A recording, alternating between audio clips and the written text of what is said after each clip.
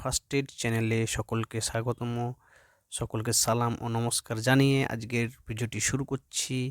তার আগে বলে রাখি, যারা আমার চ্যানেলটিকে এখনও সাবস্ক্রাইব করেননি তারা প্লিজ সাবস্ক্রাইব করবেন এবং তার সঙ্গে সঙ্গে লাইক, কমেন্ট এবং শেয়ার অবশ্যই করবেন। এক্ষেত্রে বলে রাখি, পশুর ফার্স্ট এইড কথাটির অর্থই হলো পশু পাখিদের যে প্রাথমিক চিকিৎসা করা হয় সেটা নিয়েই আমাদের চ্যানেল, এবং আমাদের চ্যানেলে পশুদের ফার্স্ট এইড বা ট্রিটমেন্ট দেখানো হয়। তার সঙ্গে সঙ্গে আমরা কি করি, আমাদের আর্থসামাজিক উন্নতির ক্ষেত্রে আমাদের প্রাণীদের ভূমিকা কি, আমরা কি করে প্রাণী পালনকে আরও এগিয়ে নিয়ে যাব, এই সমস্ত নিয়েই কিন্তু আমাদের ভিডিও দেওয়া হয় এবং আপনারা এইসব ভিডিওগুলো দেখবেন। তো চলুন আমরা আর বেশি দেরি না করে আজকের ভিডিওটি শুরু করি। যেটা আরেকবার বলবো যে আপনারা তো চ্যানেলটিকে সাবস্ক্রাইব করবেন, তার সঙ্গে সঙ্গে যে বেল আইকনটি আছে সেটা প্রেস করতে কখনোই ভুলবেন না। তো চলুন আর বেশি দেরি না, আমরা ভিডিওটি শুরু করি। তো দেখতে পাচ্ছেন যে একটা বাছুর হয়েছে। তো এটা একটা আমাদের সাকসেস স্টোরির মতোই একটা ঘটনা। কিন্তু তার আগে একটা মানে একটা সাকসেস স্টোরির বিপরীত, অর্থাৎ এখানে কিন্তু একটু ব্যর্থতা লুকিয়ে আছে। যে ব্যর্থতাটা আমি আপনাদেরকে বলি, যে এই গরুটিকে কিন্তু একবারের জায়গায় ২ বার মিস করা হয়েছিল, তারপরে কিন্তু নেয়। তো তারপরে এই বাচ্চাটা হয়। এটা একটা সাহিওয়াল ব্রিড দেওয়া হয় এবং সাহিওয়াল বাচ্চা। এটা কিন্তু হলিস্টিন বা ক্রস না, এটা একটা সাহিওয়াল। আর যে গাইটা দেখতে পাচ্ছেন এটা হিফার, মানে ১ম বাচ্চা দিয়েছে। বকনা বাছুর ছিল, যাই হোক এটা হিফার ১ম বাচ্চা দিয়েছে। এবং এই যে বাছুরটা খুব তন্দুরুস্ত, খুব ভালো হয়েছে এবং দেখছেন উঠেই কিন্তু সে মানে দাঁড়াতে চাইছে এবং কি তার সঙ্গে সঙ্গে সে একটু ছটপট করতে চাইছে। এবং এক্ষেত্রে দেখেন যে তার মা বাচ্চাটাকে ভূমিষ্ঠ হওয়ার পর, অর্থাৎ বাছুরটি ভূমিষ্ঠ হওয়ার পরে কীরকম করে চেটে পরিষ্কার করতেছে। এই থেকেই কিন্তু মা ও সন্তানের যে একটা মায়া বা একটা যে আদর স্নেহ মমতা গড়ে ওঠে। এবং এর যে নতুন বাছুর হয়েছে আসার ফলে মা যেমন খুশি, যেমন একজন মা হতে পারলে কি খুশি হয় ওই মাই জানে, ঠিক সেরকমই এই গাভীটিও, এই যে নতুন মা হয়েছে তার মনেও কিন্তু একটা চোখে মুখে একটা আনন্দের ভাষা। তার সঙ্গে সঙ্গে বাড়ির যে মালিক আছে সে কিন্তু অনেকেই আনন্দিত এবং তারা সবাই প্রচণ্ড হারে খুশি। এবং আজকের ডেলিভারিটি কিন্তু আমি করিনি, আমি গেছিলাম জাস্ট। আমি যাওয়ার সঙ্গে সঙ্গে তাদেরকে আমি ইনস্ট্রাকশন করি এবং কি তারা ওইভাবে করে টেনে বাছুরটিকে বের করে, এবং আপনারা দেখতে পাচ্ছেন যে মা ও বাছুর তারা কিন্তু দুজনেই আলটিমেটলি সুস্থ আছে।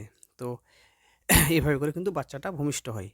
আমরা গরুকে গাব কিন্তু দুইভাবে করাই। একটা ন্যাচারাল হয়। ন্যাচারাল মানে কি, ধরেন যে আমাদের যে ষাঁড় বা আরুল বা যে বলদ টাইপের যে গরুগুলা হয়, অর্থাৎ পুং যে গরুগুলা হয়, তাদেরকে দিয়ে কিন্তু আমরা তাদেরকে গর্ভধারণ করাই বা পাল দেখাই বা তাদেরকে দিয়ে আমরা প্রজনন করাই। এভাবে একটা হয়। আরেকটা কি করে হয়, আমাদের যারা এআই টেকনিশিয়ান আছে বা আমাদের যারা টেকনিশিয়ান পার্সন আছে, তারা কি করে, তারা গরুকে গাব করানো, অর্থাৎ কৃত্রিমভাবে প্রজনন করানো, বা যেটাকে বলা হয় আর্টিফিশিয়াল ইনসেমিনেশন, এইভাবে করেও কিন্তু মানে গাব বা গর্ভধারণ করানো হয়।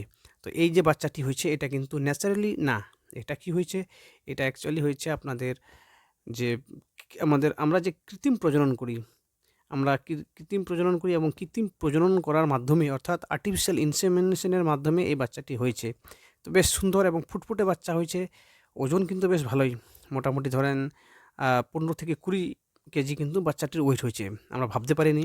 এবং আমি বাচ্চাটিকে একটু আগিয়ে নিলাম। বাচ্চা হওয়ার পরে মাকে আমরা দাঁড় করিয়ে দিই, কেননা বাচ্চার যে যে থুলিটা সেটা কিন্তু টোটালটাই বেরিয়ে আসতে পারে, অর্থাৎ জরায়ু সমেত টোটালটা উল্টে বেরিয়ে আসে। এই জন্য আমি কি করলাম, এই যে বাচ্চাটাকে একটু আগিয়ে নিলাম, তার জন্য এই মানে গরুটি দাঁড়িয়ে গেল। এবং দাঁড়িয়ে গেলে আর ওই ভাবনা থাকে না। এই যে পিছনে যেটা জিনিস দেখতে পাচ্ছেন সেটাকে বলা হয় প্লাসেন্টা বা ফুল। সাধারণত ৬-৭ ঘন্টার মধ্যেই এই ফুল আপনি বেরিয়ে যায়। কিন্তু অনেক সময় দেখা যায় যে এই ফুল পড়ে না, তখন আমরা কি করি, তখন কিন্তু আমরা হাত দিয়ে ওটাকে ম্যানুয়ালি আমরা বার করি। এই যে যেটা পিছনে ঝুলে আছে সেটা কিন্তু একটা ফুল। এবং গরু দাঁড় হয়ে গেছে এবং বাচ্চাও খুব সুস্থ, মাও খুব সুস্থ।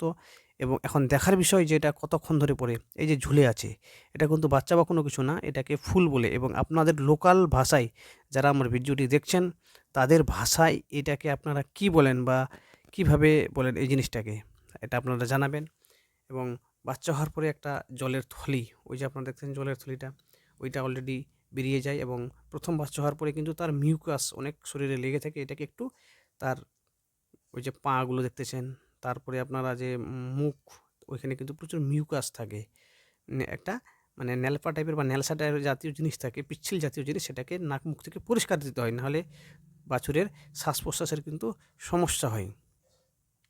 তো এইভাবে করে কিন্তু প্রথমে বাছুরটাকে আপনারা একটু ভালো জায়গায় বা পরিষ্কার জায়গায় নিয়ে যাবেন। ডাইরেক্ট মাটিতে না রাখাটাই বেটার। তার জন্য যে খড়ের গাদা হোক বা অন্যান্য যদি কারো চটের বস্তা হয়, ওই হিসাবে কিন্তু আপনারা মানে বাছুরটাকে শোয়ায় রাখবেন এবং কি আস্তে আস্তে করে পরিষ্কার করে দিবেন। তো এভাবে করে বাছুরটার প্রাথমিক যে যত্নটা সেটা নিতে হবে।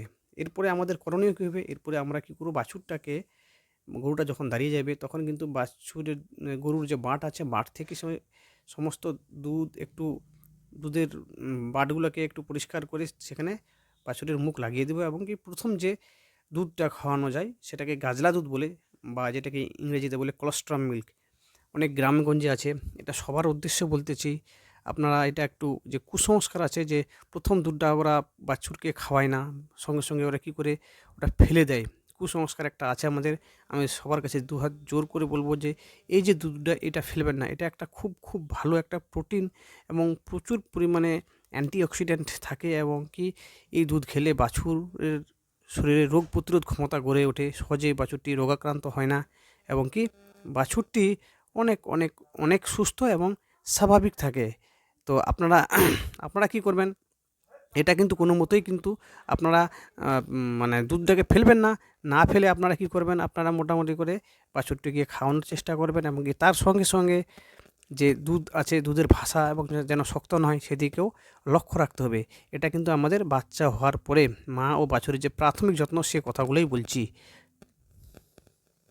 আর সঙ্গে সঙ্গে বলে রাখি যে আপনাদের যে গরুটি বাছুর দিল, সেটার কিন্তু প্রচণ্ড তৃষ্ণা পায় এবং প্রচণ্ড ক্লান্ত হয়ে যায়। তখন আমরা কি করব, সামান্য জলের মধ্যে যদি একটু গুড় দিয়ে দিই, তাহলে গুড় লবণ ঘেটে আমরা যদি খাওয়াই, তাহলে কিন্তু একটু এনার্জি আসে। এইভাবে করে কিন্তু গাভীটির যত্ন নিতে হবে।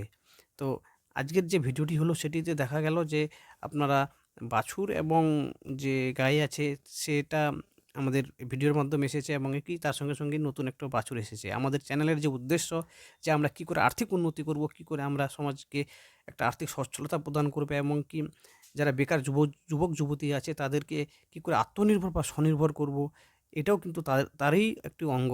তো আপনাদেরকে এই যে ভিডিওগুলি দেখাচ্ছি কেমন লাগছে, তা আপনারা কিন্তু অবশ্যই কমেন্ট করবেন, তার সঙ্গে সঙ্গে লাইক করবেন। দাদা ভাইরা, আপনারা যদি লাইক করেন তাহলেই কিন্তু আমরা এনার্জি পাবো। এই রকমের যে ভিডিও আমরা প্রায় নিয়ে আসার চেষ্টা করছি এবং কি তুলে ধরার চেষ্টা করব এবং কি করে স্বনির্ভর, কি করে আত্মনির্ভর করা যায় এবং কি করে বেকারত্ব কমানো যায়, তারও একটা ছোট্ট প্রয়াস। তো আপনাদের এই যে মানে আপনারা যদি দেখেন, আপনারা যদি আমাদেরকে সাপোর্ট করেন, তাহলে কিন্তু আমরা আরও বেশি বেশি লোকের কাছে এই ভিডিওগুলি পৌঁছে দিতে পারবো। তো আশা করি আপনারা এভাবেই করে আমাদেরকে যে অফুরন্ত ভালোবাসা দিয়েছেন, তার জন্য কিন্তু আমরা একেবারে চিরকৃতজ্ঞ এবং কি আমরা চাই যে আপনারা আরও আমাদেরকে সাপোর্ট করুন এবং আমরা চাই আপনাদের যে এক্সপেকটেশন, ওই এক্সপেকটেশনের গিয়ে আমরা একটা আরও ভালো করে ভিডিও দিব। তো আজকে আর বেশি কথা বাড়াচ্ছি না। আমি একটাই কথা বলবো যে আপনারা যারা বাড়ির পশু রাখেন, গৃহপালিত পশু রাখেন, তাদের যত্ন নেবেন ঠিকঠাক করে। তাদেরকে কোনো রকমের প্রবলেম হলেই সেটাকে গরু বা ছাগলের বা পশুর প্রবলেম মনে করবেন না। মনে করবেন যে আপনার ছেলে, আপনার নিজের সন্তান বা আপনার যারা নিজের রিলেটিভ, তারা ওই বিপদের মধ্যে পড়েছে, তারা অসুস্থ হয়ে গেছে, এই ভাবনা ভাববেন, তাহলেই আপনারা তাড়াতাড়ি মানে যে পশু আছে তাদেরকে নিয়ে হাসপাতাল যাবেন, বা যারা এই ফিল্ডের সঙ্গে জড়িত, ট্রিটমেন্টের সঙ্গে জড়িত আছে, তাদের সঙ্গে যোগাযোগ করে অবশ্যই গরু বা ছাগলগুলোকে আপনারা কিন্তু একটু বাঁচানোর চেষ্টা করবেন। পশু পাখিকে বাঁচাবেন এবং কি আপনারাও সুস্থভাবে জীবনযাপন করবেন। সবাই ভালো থাকবেন। আজকে আর বেশি বাড়াচ্ছি না, এই বলে আমাদের যে এই ভিডিও শেষ করছি। তার আগে বলি, আমার চ্যানেলটিকে অবশ্যই সাবস্ক্রাইব করতে ভুলবেন না। তার সঙ্গে সঙ্গে লাইক, কমেন্ট এবং অবশ্যই শেয়ার করবেন। পশু পাখিকে ভালো রাখবেন এবং আপনারাও নিজেরা ভালো থাকবেন। সকলকে অসংখ্য ধন্যবাদ।